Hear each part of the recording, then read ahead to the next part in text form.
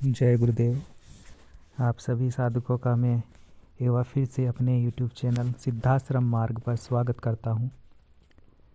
और जो विषय आज मैं लेकर आया हूं बहुत ही महत्वपूर्ण विषय है, तो आप हो सके तो आप वीडियो को स्किप ना करें और पूरा सुनने समझने की कोशिश करें।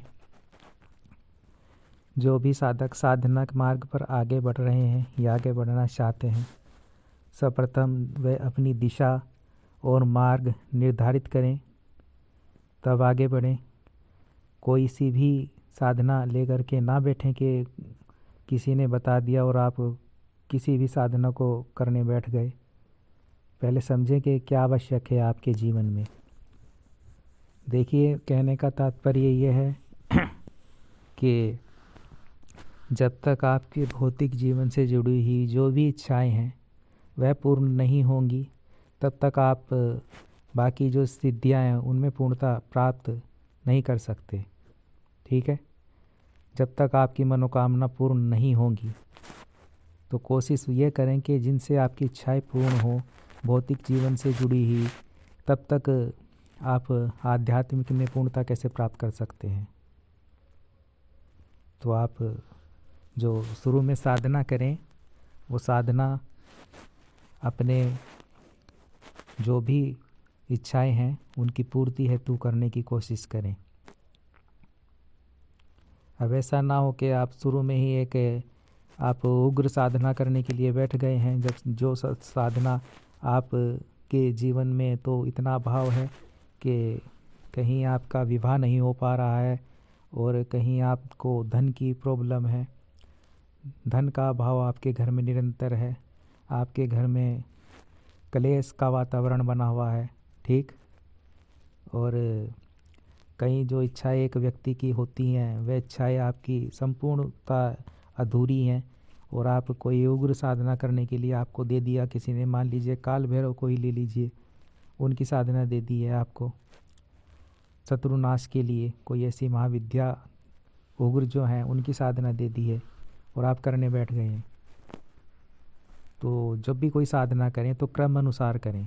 ठीक है, क्रम अनुसार करने की कोशिश करें और जब तक इच्छा पूर्ण नहीं होंगी तब तक सिद्धियां कैसे प्राप्त हो सकती हैं, तब तक आप मार्ग में आगे कैसे बढ़ सकते हैं। कुंडलिनी जागरण कैसे होगी जब तक आपकी भौतिक इच्छा ही पूर्ण नहीं होंगी। तो सर्वप्रथम एक बैलेंस बनाना बहुत ही आवश्यक है। दोनों ही मार्गों में भौतिक और आध्यात्मिक का बैलेंस बहुत ही आवश्यक है बनाना। अभाव नहीं होना चाहिए जीवन में किसी भी प्रकार का। जो तृप्ति है मन की वह पूर्ण होना आवश्यक है। जब तक वह पूर्ण नहीं होगी तब तक आप कैसे साधनाओं में सफलता प्राप्त कर सकते हैं। तो कहने का तात्पर्य यह है कि आप वह साधनाएं शुरू में करने की कोशिश करें जिससे आपकी इच्छा पूर्ति भी हो और साथ ही साथ आप भौतिक और आध्यात्मिक दोनों में आगे बढ़ सकें। तो सर्वप्रथम तो इस मार्ग में आप गुरु धारण करें और गुरु मंत्र का ज़्यादा से ज़्यादा जाप करें। देखिए, गुरु मंत्र में ही समस्त देवी देवता समाहित हैं। ठीक, और गुरु कभी भी ये नहीं चाहते कि मेरा साधक ग्रस्त छोड़कर कहीं एकांतवास कर ले। वह चाहते हैं इसके जीवन में संपूर्ण भौतिक सुख के साथ साथ आध्यात्मिक चेतना भी हो, आध्यात्मिक पूर्णता भी हो।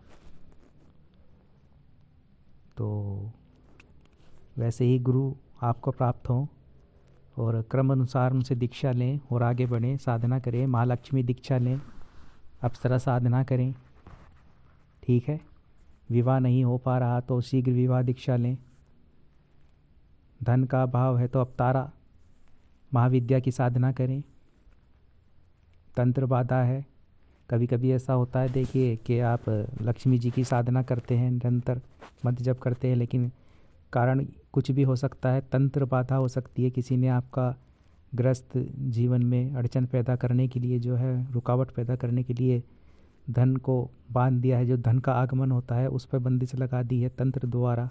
तो आप तारा साधना कर सकते हैं। तारा महाविद्या आपको धन प्रदान करेगी और धन के जो भी रुके हुए मार्ग हैं उनको सुगम बना देगी, खोल देगी वह, और तंत्र काट भी कर देगी, ठीक है ना।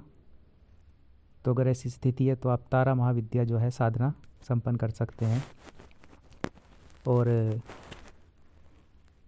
जो भी अड़चने बाधाएं हैं उनसे पार पाएं। और भौतिक जीवन में देखिए पूर्णता बहुत ही आवश्यक है,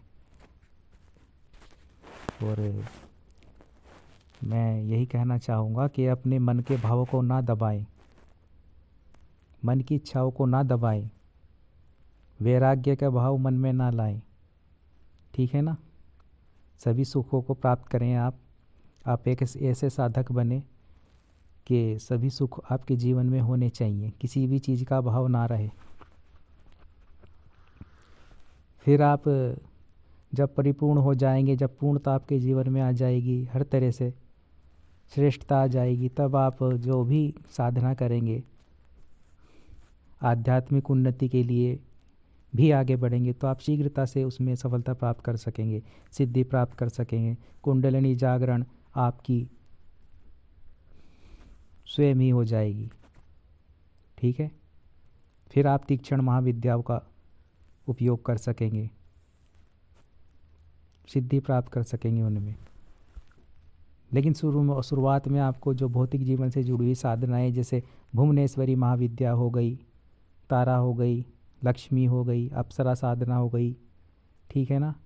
गृहस्थ जीवन से जुड़ी हुई जो ये साधनाएं हैं, गुरु मंत्र हो गया, गुरु धारण करना हुआ, तो फोकस इन चीज़ों पर ज़्यादा रखें, गुरु मंत्र का पुरस्करण करें, और जो भौतिक जीवन की जो भी अभिलाषाएं हैं, इच्छाएं हैं, उनको पूर्ण करने के बाद आप कर्म अनुसार आगे बढ़ें और सफलता प्राप्त करें। फिर देखिए सिद्धि कैसे प्राप्त नहीं होगी, सिद्धि अवश्य प्राप्त होगी आपको, क्योंकि आपका मन जो है वह स्थिर हो जाएगा, लक्ष्य पे फोकस करेंगे फिर आप अपने, कि अब मुझे इस दिशा में आगे बढ़ना है,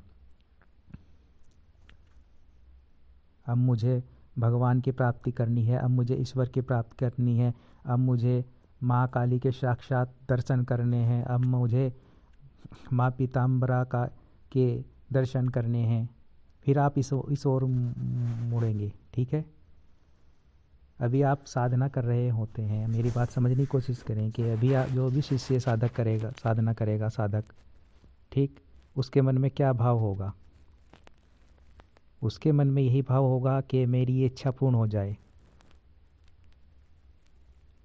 अब मैं कहूँ कि आप चलिए, आप दर्शन करने के लिए, माता के दर्शन आपको प्राप्त हो जाएं, केवल दर्शन करने के लिए आप ये सिद्धि कर लें, तो आप कहेंगे नहीं, मुझे मेरी जो इच्छा है, हे माँ, ये पूर्ण हो जाए, चाहे वो विवाह से जुड़ी हो, चाहे वह धन का भाव हो, चाहे वह शत्रु समाप्ति हो। तो इतनी सारी जब इच्छाएं होंगी तो आप दर्शन कहाँ मांगेंगे माँ के कि मुझे दर्शन हो जाए? हृदय से मांगेंगी नहीं।